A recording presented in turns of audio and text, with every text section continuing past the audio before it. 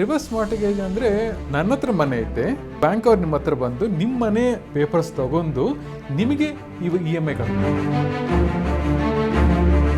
ನೀವು 50,000 ಬರೋ ಟೈಮ್ ಒಳಗೆ ನಿಮಗೆ 60 ಇಲ್ಲಿಂದ 65,000 ಕೂಡ ನಿಮಗೆ ಮಂತ್ಲಿ ಇನ್ಕಮ್ ಬರ್ತಾ ಇರ್ತದೆ. ಸೊ ಟೈರ್ 1 ಸಿಟಿ ಒಳಗೆ ಮ್ಯಾಕ್ಸಿಮಮ್ ಅಪ್ ಟು 2 crores ವರೆಗೆ ಪ್ರಾಪರ್ಟಿ ಅಗ್ನೆಸ್ಟ್ ಲೋನ್ ಕೊಡ್ತಾರೆ. ನಿಮ್ಮ ಸ್ವಂತ ಮನೆಯೊಳಗೆ ನಿಮ್ಮ ಸ್ವಂತ ಮನೆ ಎಂಜಾಯ್ ಮಾಡ್ತಾನೆ ಈ ಪ್ರಾಪರ್ಟೀಸ್ ಇದ್ದು ನಿಮಗೆ ಎವ್ರಿ ಮಂತ್ ಒಂದು 50,000 60,000 ನಿಮ್ಮ ವ್ಯಾಲ್ಯೂಯೇಷನ್ ಬೇಕಾದ್ರೆ ನಿಮ್ಮ ಬ್ಯಾಂಕ್ ಬರ್ತಾನೆ ಇರ್ತದೆ.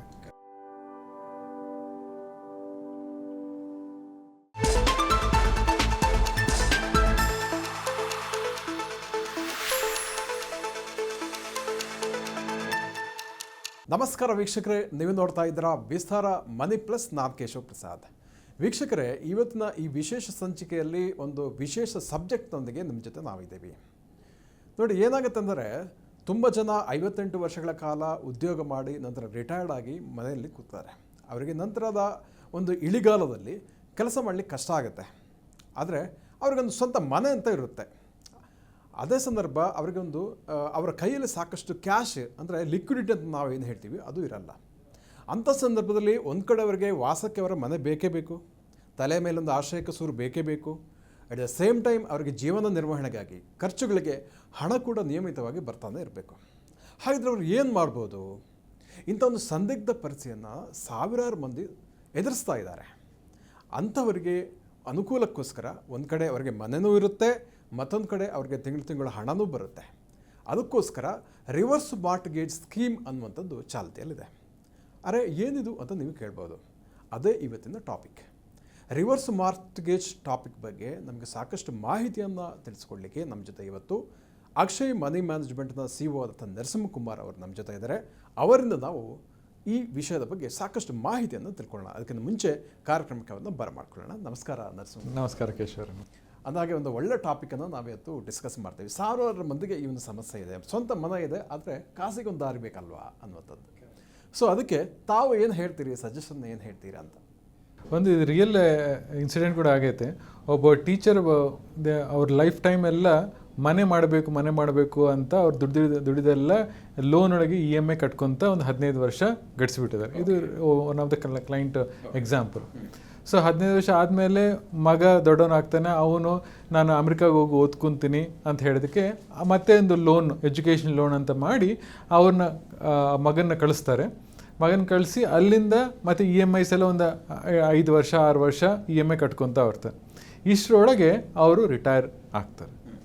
ಸೊ ಇವರು ಈ 25 ವರ್ಷ 30 ವರ್ಷ ಏನು ಮಾಡಿದ್ದಾರೆ ಅಂದರೆ ಮನೆಗೋಸ್ಕರ ದುಡ್ಡು, ಮಕ್ಕಳಿಗೋಸ್ಕರ ಎಜುಕೇಷನು ಎಲ್ಲ ಮಾಡಿ ಅವ್ರಿಗೋಸ್ಕರ ಸೇವಿಂಗ್ಸ್ ಅಂತೂ ಏನಿದ್ದಿಲ್ಲ. ಸೊ ಏನಾಯಿತು, ಮಗ ಹೋದ, ಮಗ ಒಳ್ಳೆ ಜಾಬ್ ಸಿಕ್ತು, ಮಗ ಅಲ್ಲಿಂದ ಇವ್ರು ರಿಟೈರ್ ಆಗಿ ತಂದೆ ತಾಯಿಗೆ ಒಳ್ಳೆಯಾಗಿ ಅವನು ತಿಂಗಳು ದುಡ್ಡು ಕಳಿಸ್ತಾ ಇದ್ದ. ಸೊ ಮಗನಿಗೆ ಮದುವೆ ಆಯಿತು, ಅವನಿಗೆ ಮಗ ಕೂಡ ಇಟ್ಟಿದ್ದಾನೆ.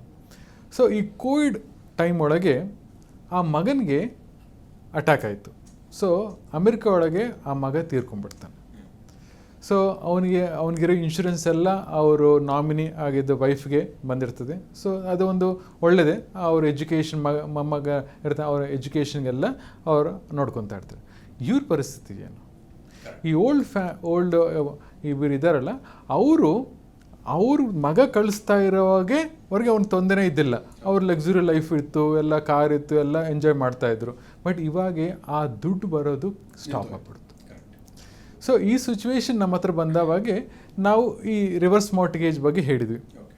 ಸೊ ಅವ್ರ ಹತ್ರ ಹೋಗಿ ನಾವು ಮಾತಾಡಿದ್ವಿ, ಈ ಮನೆ ಮೇಲೆ ಏನೇನು ಲೋನ್ ಐತಾ ಅಂತ ಹೇಳಿದ್ರೆ ಲೋನ್ ಇಲ್ಲ ಅಂತ ಹೇಳಿ. ಅಲ್ಲ, ಅದಕ್ಕಿಂತ ಮುಂಚೆ ರಿವರ್ಸ್ ಮಾರ್ಟ್ಗೇಜ್ ಅಂದರೆ ಏನು, ಅದರ ಒಂದು ಕಾನ್ಸೆಪ್ಟ್ ಬಗ್ಗೆ ಹೇಳ್ತೀರಾ ಅಂತ? ರಿವರ್ಸ್ ಮಾರ್ಟ್ಗೇಜ್ ಅಂದರೆ ನಿಮಗೆ ಮನೆ ಬೇಕಂದವಾಗ ನೀವು ಬ್ಯಾಂಕ್ ಹತ್ರ ಹೋಗಿ ಸಾಲ ತಗೊಂಡು ನೀವು ಹೆಂಗೆ EMI ಕಟ್ತಿರಲ್ಲ, ಸೊ ಅದಕ್ಕೆ ಎಕ್ಸಾಕ್ಟ್ಲಿ ರಿವರ್ಸ್. ನನ್ನ ಹತ್ರ ಮನೆ ಐತೆ, ಬ್ಯಾಂಕ್ ಅವ್ರು ನಿಮ್ಮ ಹತ್ರ ಬಂದು ನಿಮ್ಮ ಮನೆ ಪೇಪರ್ಸ್ ತಗೊಂಡು ನಿಮಗೆ ಇವಾಗ EMI ಕಟ್ತಾರೆ. ನೀವು ಬ್ಯಾಂಕಿಗೆ EMI ಕಟ್ತಾ ಇದ್ದೀರಾ, ಇವಾಗ ರಿವರ್ಸು ಬ್ಯಾಂಕ್ ಅವರು ಅದನ್ನು EMI ಅಂತಾರೋ ಅಥವಾ ಆ್ಯನ್ಯುಟಿ ಅಂತ ಹೇಳ್ತೀವಿ ನಾವು, ಆ್ಯನ್ಯುಟಿ ಪೇ ಮಾಡ್ತಾರೆ.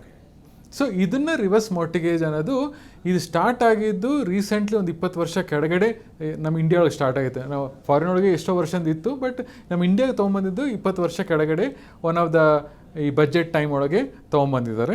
ಎಕ್ಸಾಕ್ಟ್ ಡೇಟ್ ಹೇಳಬೇಕಂತ ಹೇಳಿದ್ರೆ 2007-8 ಫೈನಾನ್ಷಿಯಲ್ ಬಜೆಟ್ ಒಳಗೆ ರಿವರ್ಸ್ ಮಾರ್ಟಿಗೇಜ್ ಬಗ್ಗೆ ಇಂಡಿಯಾಗೆ ಬಂದೈತೆ. ಸೊ ಇದರೊಳಗೆ ಯಾರಿಗಾದರೂ ಮನೆ ಐತೆ, ಆ ಮನೆ ಮೇಲೆ ಎರಡು ಆಪ್ಷನ್ಸ್ ಇದೆ. ಒಂದು ಲಮ್ಸಮ್, ಫಾರ್ ಎಕ್ಸಾಂಪಲ್ ನನಗೊಂದು ಮನೆ ಐತೆ, ನನ್ನ ಮನೆ 1 ಕೋಟಿ ಇವಾಗ ವ್ಯಾಲ್ಯೂಯೇಷನ್ ಇರ್ತದೆ. ಬ್ಯಾಂಕಿಗೆ ಹಿಡಿದು ಅವರೇ ಹೇಳ್ತಾರೆ ಎಷ್ಟು ವ್ಯಾಲ್ಯೂಯೇಷನ್. 1 ಕೋಟಿಗೆ ಏನಿಲ್ಲ ಅಂತ ಹೇಳಿದ್ರೆ 85-90% ನಿಮಗೆ ಲಮ್ಸಮ್ ಕೊಡ್ತಾರೆ, ಅಂದರೆ 90 lakhs ನಿಮ್ಗೆ ಕೊಡ್ತಾರೆ. ಸೊ ಅದಕ್ಕದು ಯೂಸ್ ಮಾಡ್ಕೋಬೋದು. ಇಲ್ಲ ನಾನು ರಿಟೈರು, ನನಗೊಂದು ರೆಗ್ಯುಲರ್ ಪೆನ್ಷನ್ ಬೇಕು ಅಂತ ಹೇಳಿದವಾಗೆ ಸೆಕೆಂಡ್ ಆಪ್ಷನ್ ಏನಂತ ಹೇಳಿದರೆ, ಸೇಮ್ ಮನೇನ 65-75% ವ್ಯಾಲ್ಯೂಯೇಷನ್ ನೋಡಿಬಿಟ್ಟು ಅವರು ಫಸ್ಟ್ ನಿಮಗೆ ಕೈ ಖರ್ಚು ಇರಬೇಕಂತೇಳಿ 15 ಲಕ್ಷ ನಿಮ್ಗೆ ಕೊಡ್ತಾರೆ. ಆ ನಂತರ ಈ ಎಕ್ಸಾಂಪಲ್ ಒಳಗೆ ಫಾರ್ ಎಕ್ಸಾಂಪಲ್ ಸೇಮ್ 1 ಕೋಟಿಗೆ 65 ಲಕ್ಷ ಅಂತ 75 ಲಕ್ಷ ವ್ಯಾಲ್ಯೂಯೇಷನ್ ಮಾಡೋದು ಒಂದು 50,000 ರೂಪಾಯಿ ಮಿನಿಮಮ್ ನಿಮಗೆ ತಿಂಗಳು ನಿಮಗೆ ಬರ್ತದೆ. ನೀವು ತಿಂಗಳು ತೊಗೋಬೋದು, ಕ್ವಾರ್ಟರ್ಲಿ ತೊಗೋಬೋದು, ಆಪ್ಷನ್ಸ್ ಇದ್ದಾವೆ. ಸೊ ಅದು ನೀವು ತೊಗೋಬೋದು. ಸೊ 2 ಆಪ್ಷನ್ಸ್ ಇರ್ತವೆ. ಇದಕ್ಕೆ ಎಲಿಜಿಬಿಲಿಟಿ ಏನಪ್ಪ ಅಂತ ಹೇಳಿದರೆ, ಮೇಲ್ ಪರ್ಸನ್ ಶುಡ್ ಬಿ, ಅಂದರೆ ಯಾರು ಯಜಮಾನ ಇರ್ತಾರೋ ಅವ್ರಿಗೆ 60 ವರ್ಷ ಕ್ರಾಸ್ ಆಗಿರಬೇಕು. ಅವ್ರ ವೈಫ್ ಜಾಯಿಂಟ್ ಇದ್ದರೆ ವೈಫು 58 ಇಯರ್ಸ್ ಆಗಿರಬೇಕು. ಸೊ ಅವರು ಒಂದೊಂದು ಮನೆ ಜಾಯಿಂಟ್ ಹೆಸರು ಮಾಡಿದರೆ ಅವರಿಬ್ಬರು ಒಬ್ಬರ ಮೇಲೆ ಅಂತ ಹೇಳಿದ್ರೆ ಅವರು ಸೀನಿಯರ್ ಸಿಟಿಸನ್ ಆಗಿರಬೇಕು. ಸೊ ಇದು ಕಂಡೀಷನು. ಸೊ ಇವಾಗ ಇದರೊಳಗೆ ಇನ್ನೊಂದು ಏನಂತ ಹೇಳಿದರೆ ಅಡ್ವಾಂಟೇಜು, ಇವಾಗ ಇದೇ ಎಕ್ಸಾಂಪಲ್ ಒಳಗೆ ನಾನು ತಿಂಗಳು ಆ್ಯನ್ಯುಟಿ ಅಂದರೆ ತಿಂಗಳು ಅವ್ರು ರಿವರ್ಸ್ EMI ಇಂಟ್ರೆಸ್ಟ್ ಪೇ ಮಾಡಿದಂಗೆ 50,000 ರೂಪಾಯಿ ಬರ್ತಾ ಇರ್ತದೆ. 5 ವರ್ಷ ಆದಮೇಲೆ ನಿಮ್ಮ ಪ್ರಾಪರ್ಟಿ ವ್ಯಾಲ್ಯೂ ಜಾಸ್ತಿ ಆಗಿರ್ಬೋದು. ಸೊ 1 ಕೋಟಿ ಇರೋದು 1 ಕೋಟಿ 20 ಲಕ್ಷ ಆಗಿರ್ಬೋದು. ಸೊ ಅವಾಗ 5 ವರ್ಷ ಆದಮೇಲೆ ಮತ್ತೆ ನೀವು ರೀಕ್ಲೈಮ್ ಮಾಡಿದರೆ ನೀವು 50,000 ಬರೋ ಟೈಮ್ ಒಳಗೆ ನಿಮಗೆ 60 ಇಲ್ಲದ 65,000 ಕೂಡ ನಿಮಗೆ ಮಂತ್ಲಿ ಇನ್ಕಮ್ ಬರ್ತಾ ಇರ್ತದೆ. ಯಾಕಂದರೆ ಇವಾಗ ಇನ್ಫ್ಲೇಷನ್ ಜಾಸ್ತಿ ಆಗ್ತಾ ಇರ್ತದೆ, ಓಲ್ಡ್ ಏಜ್ ಒಳಗೆ ಮೆಡಿಕಲ್ಸ್ ಎಕ್ಸ್ಪೆಂಡಿಚರ್ಸ್ ಇವೆಲ್ಲ ಇರ್ತದೆ. ಸೊ ಅದಕ್ಕೆ every 5 years you have a option, ನೀವು ಬೇಕಾದರೆ ಮತ್ತೆ ರಿವ್ಯಾಲ್ಯೂಯೇಷನ್ ಮಾಡಿಬಿಟ್ಟು ಆ ಇಂಕ್ರಿಮೆಂಟ್ ಎಷ್ಟು ಮಾಡ್ಬೋದು. ಇದು ಎಷ್ಟು ವರ್ಷ ತೊಗೋಬೋದು ಅಂತ ಹೇಳಿದರೆ 15 ವರ್ಷವರೆಗೆ ಅವರು ನಿಮಗೆ ಆ್ಯನ್ಯುಟಿ ಕೊಡ್ತಾರೆ. ಒಂದು ವೇಳೆ ನಿಮಗೆ ಅಟ್ ಎ ಟೈಮು 90% ಕೊಡೋಂದರೆ ಕೊಟ್ಬಿಡ್ತಾರೆ. ಅದು ನೀವು ರೀಪೇಮೆಂಟ್ ಮಾಡಿದರೆ ಇರ್ತದೆ, ಇಲ್ಲಾಂದರೆ ಇಲ್ಲ. ಆ ಪ್ರಾಪರ್ಟಿ ಬ್ಯಾಂಕ್ ಹೆಸರು ಮಾಡಿ ತೊಗೊಂಡ್ಬಿಡ್ತಾರೆ. ಸೊ ಟರ್ಮ್ ಬಂದುಬಿಟ್ಟು 15 years. 15 years ಆದಮೇಲೆ ಮತ್ತೆ ನೀವು ರೀಕ್ಲೇಮ್ ಮಾಡ್ಕೋಬೋದು. ಇಲ್ಲಿ ಟೈರ್ 1, ಟೈರ್ 2 ಸಿಟಿ ಅಂತ ಹೇಳ್ತೀವಲ್ಲ, ಸೊ ಟೈರ್ 1 ಸಿಟಿ ಒಳಗೆ maximum up to 2 crores property against loan ಕೊಡ್ತಾರೆ. ಟೈರ್ 2 ಒಳಗೆ ಅಪ್ ಟು 1.5 crores ಕೊಡ್ತಾರೆ. ಸೊ ಇದು ಎಲಿಜಿಬಿಲಿಟಿ ಕ್ರೈಟೀರಿಯಾ. ಸರ್, ಇವಾಗ ಈ ರಿವರ್ಸ್ ಮಾರ್ಟ್ಗೇಜ್ ಸ್ಕೀಮಲ್ಲಿ ಕೊಳ್ಳುವವರಿಗೆ ಸಾಧಕ ಬಾಧಕ ಏನಿದೆ ಅಂತ ಹೇಳ್ತೀರಾ ಅಂತ? ಒಂದು ನೆಗೆಟಿವ್ ಅಂತ ಹೇಳಿದರೆ, ಫಾರ್ ಎಕ್ಸಾಂಪಲ್ ಈ ಮನೆ ತಂದೆ ತಾಯಿಯವರು ನಾಳೆ ನಮ್ಮ ಮಕ್ಕಳಿಗೆ ಕೊಡಬೇಕು ಅಂತ ಏನಾದ್ರು ಅನ್ಕೊಂಡ್ರೆ ಅವ್ರು ತೀರೋದ್ಮೇಲೆ ಸೊ ಅವ್ರು ಲೋನ್ ತೊಗೊಂಡಿರ್ತಾರೆ. ಫಾರ್ ಎಕ್ಸಾಂಪಲ್ 1 ಕೋಟಿ ನಮ್ಮ ಎಕ್ಸಾಂಪಲ್ ಒಳಗೆ 80 lakhs ಏನೋ ತೊಗೊಂಡಿರ್ತಾರೆ. ಆ ಮಗ ಯಾರಿಗೂ ಬೇಕು ಆ ಮನೆ, ಆ 80 lakhs ವಾಪಸ್ ಕೊಟ್ಟು ಬಡ್ಡಿ ಏನಿರ್ತದೆ ಅದಕ್ಕೆ ಕೊಟ್ಟು ಆ ಮನೆನ ತೊಗೋಬೋದು. ಸೊ ಅಷ್ಟು ದುಡ್ಡಿದ್ರೆ ನೋ ಪ್ರಾಬ್ಲಮ್. ಇಲ್ಲ ಅಂತ ಹೇಳಿದ್ರೆ ಬ್ಯಾಂಕ್ ಅವರು ಅದನ್ನೇ ಕಬ್ಜಾ ಮಾಡ್ಕೊಂಡ್ಬಿಡ್ತಾರೆ, ಅವರು ಆಕ್ಷನ್ ಒಳಗೆ ಮಾರ್ತಾರೆ. ಆ ಮನೆ ಬ್ಯಾಂಕಿನ ಒಂದು ಆಸ್ತಿ ಆಗುತ್ತೆ. ಬ್ಯಾಂಕಿನ ಆಸ್ತಿ ಆಗ್ತದೆ. ಒಂದು ವೇಳೆ ಅವತ್ತಿಗೆ 2 ಕೋಟಿ ಆಯ್ತು ಅನ್ಕೋರಿ, ಫಾರ್ ಎಕ್ಸಾಂಪಲ್ ಇದೇ ಎಕ್ಸಾಂಪಲ್. ಆ 2 ಕೋಟಿ ಆಗಿದ್ರೆ ಅವ್ರಿಗೆ ಎಷ್ಟು ಇಂಟ್ರೆಸ್ಟ್ ಇರ್ತದೆ, 1 ಕೋಟಿ 25 ಲಕ್ಷ ಅವ್ರು ತೊಗೊಂಡ್ಬಿಟ್ಟು ಮೆಕ್ಕಿದ್ದು 75 lakhs ಏನಿರ್ತದೆ ನಮ್ಮ ಎಕ್ಸಾಂಪಲ್ ಒಳಗೆ, ಅದು ಅವರು ನೆಕ್ಸ್ಟ್ ನಾಮಿನಿ ಯಾರು ಕೊಟ್ಟಿರ್ತಾರೋ ತಂದೆಯವರು ಅವ್ರಿಗೆ ಬ್ಯಾಂಕ್ ಅಕೌಂಟ್ಗೆ ಟ್ರಾನ್ಸ್ಫರು ಮಾಡ್ತಾರೆ. ಇದೊಂದು ನೆಗೆಟಿವ್, ಅಂದರೆ ಅಷ್ಟು ಭಾರ ಬೀಳ್ಬೋದು ನೆಕ್ಸ್ಟ್ ಜನ್ರೇಷನ್ ಅವ್ರಿಗೆ. ಇನ್ನೊಂದು ಪಾಸಿಟಿವ್ ಏನಂದರೆ, ಇದು ಯೂಶ್ವಲಿ ಯಾರು ನಾನು ನೋಡಿದ ಪ್ರಕಾರ ಯಾರಿಗೆ ನೆಕ್ಸ್ಟ್ ಜನ್ರೇಷನ್ ಇಲ್ಲ, ಸೊ ನಾನು 100 years ಎಷ್ಟವರೆಗೆ ಬದುಕ್ತೀನೋ ಅಷ್ಟವರೆಗೆ ನನಗೆ ಬರ್ತಾನೆ ಇರಬೇಕು ಅಂದವ್ರಿಗೆ ಅದು ಇನ್ನು ಅವ್ರೇನು ಇಂಟ್ರೆಸ್ಟ್ ಪೇ ಮಾಡೋದು ಬೇಕಾಗಿಲ್ಲ, 1 ರೂಪಾಯಿ ಅವ್ರು ಪೇ ಮಾಡ್ತಾನೇ ಇರ್ತಾರೆ ಲೈಫ್ ಲಾಂಗ್. ಸೊ ಅವ್ರು ತೀರೋದ್ಮೇಲೆ ಬ್ಯಾಂಕ್ ಅವರು ತೊಗೊಂಡ್ಬಿಡ್ತಾರೆ.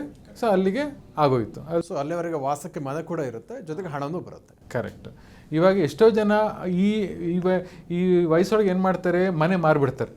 ಮನೆ ಮಾರಿಬಿಟ್ಟು ಆ ಬಂದಿದ್ದ ದುಡ್ಡನ್ನು ಎಲ್ಲೋ ಇಟ್ಕೊಂಡ್ಬಿಟ್ಟು ಅವ್ರು ಚಿಕ್ಕ ಮನೆಯೊಳಗೆ ಇದ್ಬಿಟ್ಟು ಹಂಗೆ ಮಾಡ್ತಾ ಇರ್ತಾರೆ.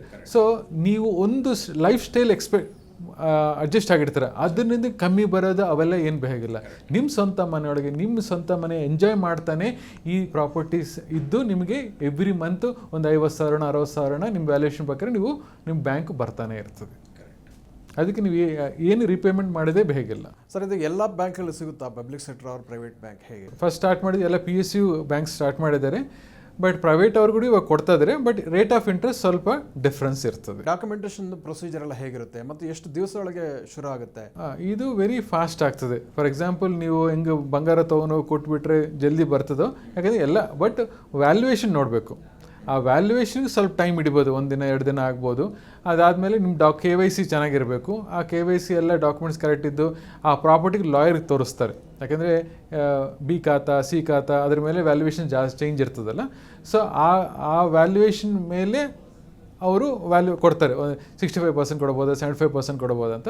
It may take approximately 7 to 10 days ಅಂತ ಇಟ್ಕೋಬೋದು ನೀವು. ಸೊ ವ್ಯಾಲ್ಯೂಯೇಷನ್ ಬಗ್ಗೆ ಬಂದಾಗ ಅವ್ರ ಖಾತಾ ಸರ್ಟಿಫಿಕೇಟ್ ಮೇಲೆ ಮಾತ್ರ ನಿರ್ಧಾರ ಮಾಡ್ತಾರೆ ಅಥವಾ ಬೇರೆ ಏನಾದರೂ ಅಂಶಗಳು ಕೂಡ ಅದರಲ್ಲಿ ಇರುತ್ತಾ ಹೇಗೆ ಅಂತ? ಮೇಯ್ನ್ ಆ ಲಾಯರ್ಗೆ ಏನು ತೋರಿಸ್ತಾರಲ್ಲ ಆ ಖಾತಾ ಮೇಲೆ ಹೋಗ್ತದೆ. ಒಂದು BDI ಇದ್ರೆ ನಿಮ್ಗೆ ಜಾಸ್ತಿ ಬರ್ತದೆ, A ಖಾತಾ B ಖಾತಾ ಹಂಗಿರ್ತಾವಲ್ಲ ಬೆಂಗಳೂರಿಗೆ. ಸೊ ಅದ್ರ ಮೇಲೆ ಸ್ವಲ್ಪ ಕಮ್ಮಿ ಆಗ್ತಾ ಇರ್ತದೆ. ಓನ್ಲಿ ಥಿಂಗ್ ನೆನ್ಪಿಟ್ಕೋಬೇಕು, ಯಾವುದಾದ್ರೂ ಔಟ್ಸ್ಟ್ಯಾಂಡಿಂಗ್ ಲೋನ್ ಇದ್ದರೆ ಆ ಮನೆ ಎಲಿಜಿಬಿಲಿಟಿ ಆಗೋದಿಲ್ಲ. ಎಲ್ಲ ಲೋನ್ ಕ್ಲಿಯರ್ ಆಗಿರಬೇಕು. ಈ ಪೇಪರ್ಸ್ ಎಲ್ಲ ಫುಲ್ ಡಾಕ್ಯುಮೆಂಟ್ ಇದ್ದವ್ರಿಗೆ ಮಾತ್ರ ಈ ಎಲಿಜಿಬಿಲಿಟಿ ಇರ್ತದೆ. ಸೆಕೆಂಡು, ನಾನು ತೊಗೋಬೋದಾ ಅಂತ ಹೇಳಿದ್ರೆ ನನ್ನ ಮನೆ ಐತಂದರೆ ನಿಮಗೆ ನಮ್ಮ ವಯಸ್ಸಿಗೆ ಯಾರು ಕೊಡೋದಿಲ್ಲ. 60 ವರ್ಷ ಕ್ರಾಸ್ ಆಗೇ ಇರಬೇಕು, ಆವಾಗ ಮಾತ್ರ. ಯಾಕೆ ಎಷ್ಟೋ ಜನ ನಾನು ಮನೆ ಐತೀನಿ, ನಾನು ಕೆಲಸ ಮಾಡೋದು ಹೇಗಿಲ್ಲ, ಆ ಮನೆ ಮಾರ್ಟ್ಗೇಜ್ ಮಾಡಿ ಇದ್ಬಿಡೋಣ ಅಂತ ಹೇಳ್ತಾರೆ. ಸೊ ಹಂಗೆ ಆಗೋದಿಲ್ಲ. ಓನ್ಲಿ 60 years ಆ್ಯಂಡ್ ಅಬೋವ್ ಇದ್ದ ಸೀನಿಯರ್ ಸಿಟಿಸನ್ಗೋಸ್ಕರ ಈ ಸ್ಕೀಮ್ ಇಟ್ಟಿದ್ದಾರೆ. ನಮ್ಮ ವೀಕ್ಷಕರಿಗೆ ಇಷ್ಟು ಹೊತ್ತು ರಿವರ್ಸ್ ಮಾರ್ಟ್ಗೇಜ್ ಬಗ್ಗೆ ಸಾಕಷ್ಟು ಉಪಯುಕ್ತದ ಮಾಹಿತಿಯನ್ನು ತಿಳಿಸಿಕೊಟ್ಟದಕ್ಕಾಗಿ ಧನ್ಯವಾದಗಳು ಸರ್. Thank you Keshav. ವೀಕ್ಷಕರೇ, ಇಂತಹ ಮತ್ತಷ್ಟು ಉಪಯುಕ್ತ ವಿಡಿಯೋಗಳಿಗೋಸ್ಕರ ವಿಸ್ತಾರ ಮನಿ ಪ್ಲಸ್ ವಾಹಿನಿಯನ್ನು ವೀಕ್ಷಿಸಿ ಹಾಗೂ ಸಬ್ಸ್ಕ್ರೈಬ್ ಮಾಡಿ ಅಂತ ಈ ಮೂಲಕ ನಾನು ಕೇಳಿಕೊಳ್ತಾ ಇದ್ದೀನಿ. ವಂದನೆಗಳು. ಅನುಕ್ಷಣದ ಸುದ್ದಿಗಳಿಗಾಗಿ ವಿಸ್ತಾರ ನ್ಯೂಸ್ ಯೂಟ್ಯೂಬ್ ಚಾನೆಲ್ ಸಬ್ಸ್ಕ್ರೈಬ್ ಮಾಡಿ. ಹೊಸ ಸುದ್ದಿಗಳ ನೋಟಿಫಿಕೇಶನ್ಗಾಗಿ ಬೆಲ್ ಐಕಾನ್ ಕ್ಲಿಕ್ ಮಾಡಿ. ಲೇಟೆಸ್ಟ್ ಅಪ್ಡೇಟ್ಸ್ಗಾಗಿ www.vistaranews.com ವೆಬ್ಸೈಟ್ಗೆ ವಿಸಿಟ್ ಮಾಡಿ. ಅಂಗೈಯಲ್ಲೇ ಜಗತ್ತಿನ ಸುದ್ದಿ ತಿಳಿಯಲು ವಿಸ್ತಾರ ನ್ಯೂಸ್ ಕನ್ನಡ ಆಪ್ ಡೌನ್ಲೋಡ್ ಮಾಡಿ.